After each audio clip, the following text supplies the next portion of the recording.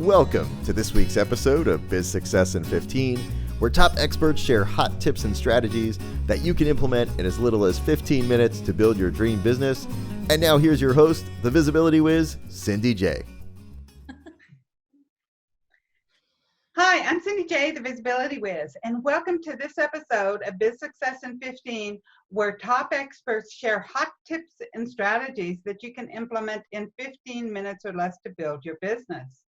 Today, our guest is Wendy Kier, and Wendy helps committed female entrepreneurs who are established in the marketplace have a message that makes an impact, and if they're struggling to increase their fees, she helps them attract premium clients and hit their first 6 figures.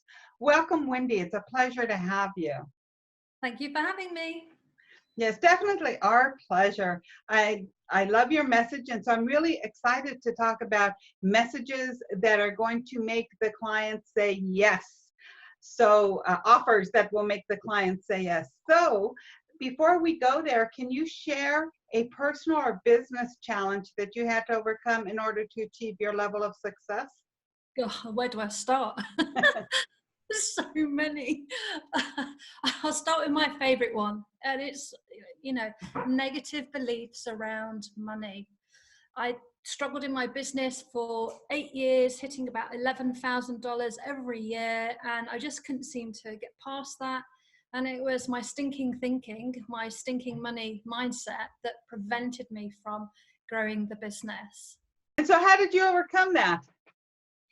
Well, a lot of inner work, a lot of really challenging my belief system. So I was brought up in care.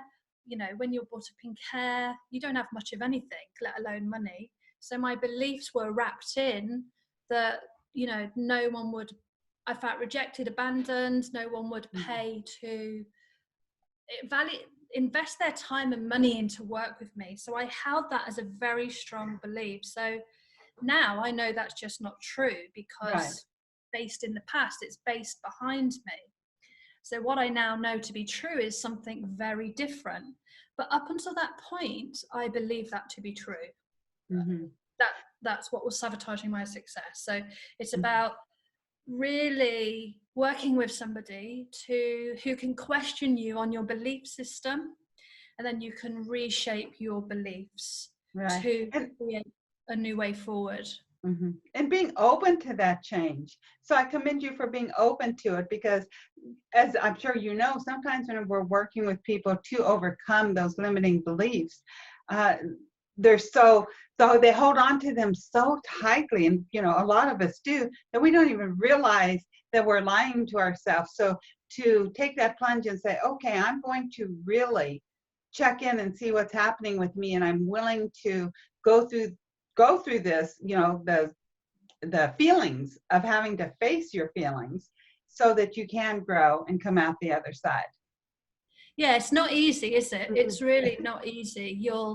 It's like stepping into a new room and the door's been locked behind you, and you're like pulling on the door saying, let me back in. Right.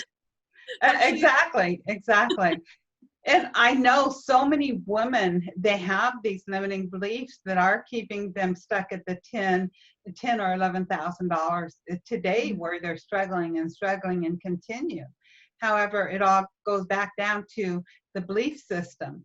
And the more they struggle, the more they beat themselves up, the more they ingrain that belief into them. Yeah, absolutely. It's a vicious cycle. And it's all an illusion.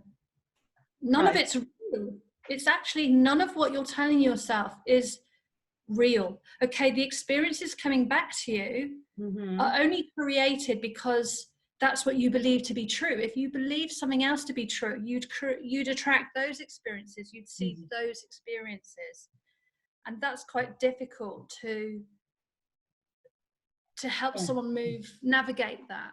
Yeah, and so much it's what we see coming in, we either accept it or reject it. And I think it was Tony Robbins that I seen once, and he went up to somebody, like he would go up to you and he'd go, you have purple hair. And what would you say if somebody said, you have purple hair, Wendy? No, I don't. Exactly. So you automatically reject that. But then with all these other stories that we're telling ourselves, so if somebody says, God, Wendy, you sure were rude, then you like accept that. And that's where our stories come into play, is we're making up that something that we've seen or heard is true whenever it's not. The stinking thinking is so important, and I commend you for going through it and for sharing your challenge with our listeners, because that is, I think, the most common issue that so many entrepreneurs have. And I know that you teach your clients how to create an offer so enticing that it not only has the hair of their neck standing up, but it's an offer that has their prospects instantly saying yes. So I wanted to talk about this. How does somebody create an offer like that? Well, most important thing is not to be driven by money, because money will interfere with the result it is that you want you're going to help the client to get. So put the money to a side in terms of how much you want to charge for a second, because that's a completely different issue. But you want to get focused in on a specific group of people who all share a similar problem or problems, and then you want to focus in on the result it is that they want to achieve, and then work backwards from that. Mm-hmm. Of course, they need to be a group of people or a business that can afford to invest in your services. So they, unless you wanted to work, I think what I'm trying to say here is that you cannot help everybody, and you need to help the people who can afford to be helped first before you try and help everyone else. And this is what people generally tend to do. I want to help everybody, but by doing that, you actually help no one, and you do yourself a disfavor. So you want to focus in on that group of people that can afford services and are motivated enough to get results. So work on the result. And I want to talk about results for a moment. I know I was reading your website, and you were speaking about what some people think is a result versus what really is a result. So can you elaborate on that? So what can often happen is that people are very short in their descriptions. They'll say something like, I'm an anxiety coach, or I can help you lose weight, or there's nothing that's quantifiable off the back of it. Mm-hmm. So I don't know what I'm going to get. What am I going to get? Lose weight. But what's the bit after that? Because the lose the weight is just one part, but what's that going to give them? Mm-hmm. Is it going to give them more energy? Is it going to help them sleep better? Is it going to, whatever the issues are that's going to give them? Because the losing weight part is just one part, but actually the other bits sit underneath that, which ultimately is going to give them a better quality of life. But how are you going to measure all of the steps within that? So that's how you start to work towards results. So, I'm just thinking of a client who was working with doctors who were feeling stressed, burnt out, overwhelmed. Their relationship was suffering. So the consequences of that happening will have a snowball effect. Loss of pay, marriage can go down the pan, move into, mental health difficulties. There's a whole load of spin-offs from that. Right. Now we can measure actually helping the client to get back on their feet in terms of eating healthily. We can measure that. Getting more energy, we can help them measure that. We can even help them measure actually the relationship with their partner, because if we get them to do certain things and the relationship improves or improves communication, we can measure that. So if you have that result, like I can help you earn 6 figures, or you'll earn $3,000 in 90 days, then how does this help the prospects say yes? I understand the guarantee is helping them, but I don't think that's everything that you teach. So give us some of the core points of the message that will help the client instantly say yes. Yeah. So it's really about streamlining the business, because often the business is way too complicated, which is also going to give them a considerable amount of time back as well.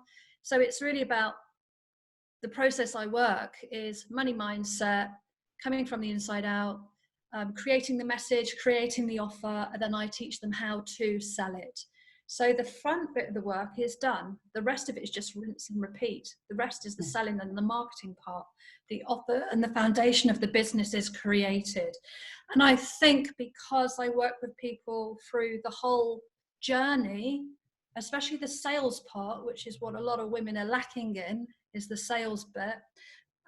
That makes it really enticing that I'm going to take them through the whole part rather than going to have to go a bit from here and a bit from someone else, and Exactly. I can take the whole journey. Yeah, it's following a system that works all the way through before you start tweaking it.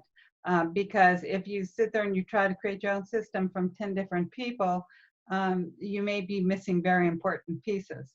Yeah.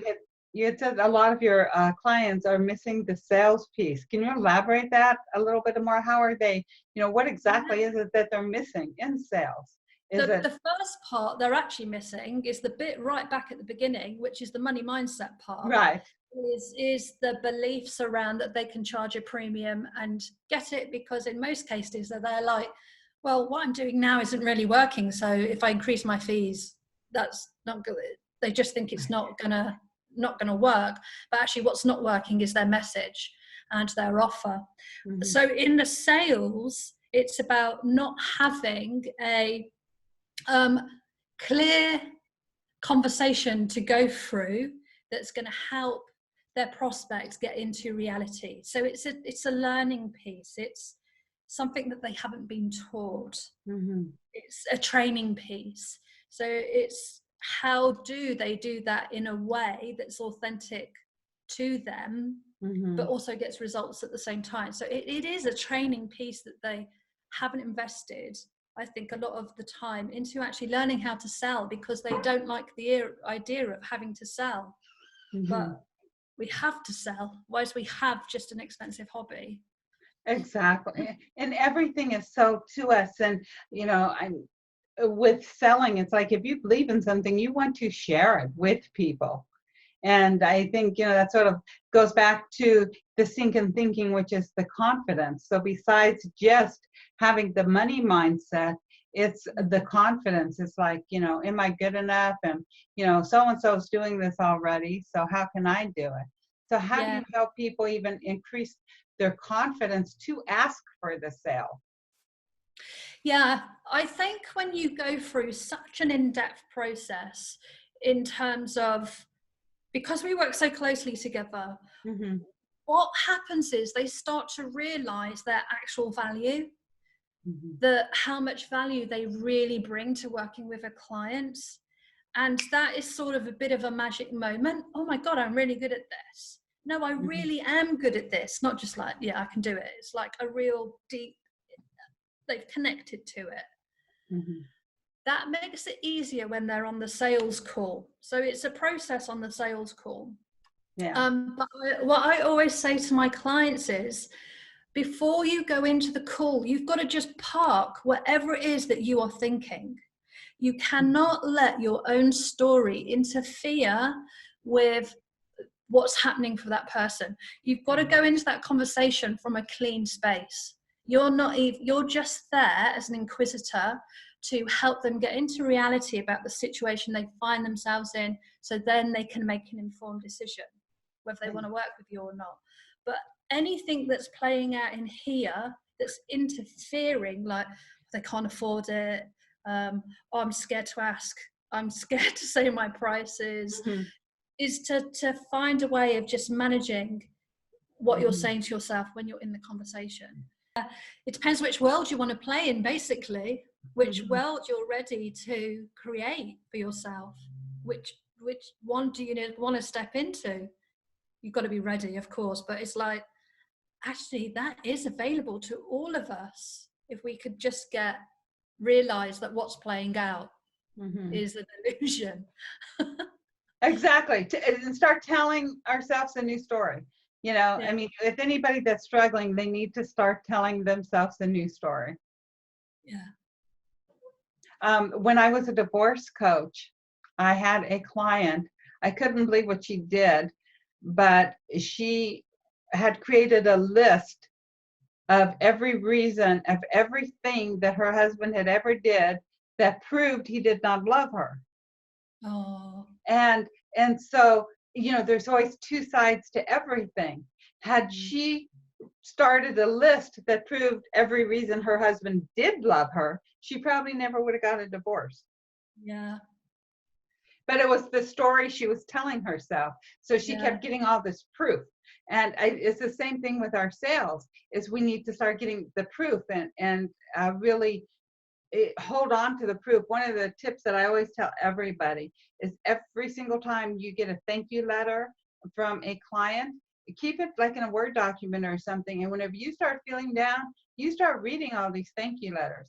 You know, and naturally, if you're new, you're not going to have any, but you could have one from your girlfriend or something that appreciated what you did for them. And you start adding to this and you start seeing how much of an impact you are making. Yeah. So, so sales, anything else you want to talk about creating an offer that entices the client to say yes? I think just really focus in. Don't be scared to focus in on results. And if you keep saying to yourself, oh, I can't measure that, really take a closer look at it, because you probably can. You're just not thinking about how you can measure it. Don't be frightened of saying, don't frighten yourself in terms of saying, oh no, that can't be measured. It just means that you haven't thought about, actually, how can I help them get that result? And don't use the cop-out phrase of, you know, what if they don't do the work? But you only want to work with people who are motivated and committed to doing the work. You don't want to just work with anybody. So don't use that as a cop-out in terms of not being able to get results for your clients. Mm-hmm. Exactly. And whenever you keep encouraging them, I mean, our clients work at different pace, but whenever you keep encouraging them and you keep asking them about their own measurable results. So even if it's like, you know, when we started working together, your happiness level was a 2. What is it this week? What is it this week? Okay, well, it's a 2. Well, what are you going to do to make it be a 3 next week? Exactly. That's exactly it. That's how easy it can be. That's spot on. Yeah. And I absolutely love your message, and I love that you help women entrepreneurs get rid of their thinking and create an offer that really helps people say yes, and to where that they can jump up to the 6 figures themselves. I really appreciate you and all that you do for your community. And next, can you share a strategy that our listeners can implement in 15 minutes or less to build their business? Yep. One of the most powerful strategies that I've used is doing Facebook Lives. And I do them in a particular way. So I think one of the things I see way too many people doing on Facebook Lives is coaching. So they try and teach on a Facebook Live. You don't want to do it that way. What I would encourage you to do is to do it a different way. So think about a Facebook Live that is about 15-20 minutes long. Now, if that scares you, just do a short one. But if you're confident about speaking, then you know you'll be able to stretch it to the 15 minutes. But what you want to do is think about just one thing, just one problem that your prospect has. What's the problem? And then you want to talk a couple of minutes talking about what the problem is, how it shows up, the issues your clients have, how painful it is when they are stuck in that place. And then on the flip side of it, you want to talk about what life is like once it's resolved. So step 1 is to welcome people in. How are you doing? You know, nice to connect. Just in case you don't know who I am, I'm Wendy Kier, blah, blah, blah. And I always think you should do an introduction into who you are to make sure you're sort of pre-qualifying the listeners. Then here's what I'm going to be talking about. just have a quick heading for the problem, and then talk around the problem. It's a problem because this happens. And then just flip it on its head and talk about what life is like once that problem's sorted out, it's resolved.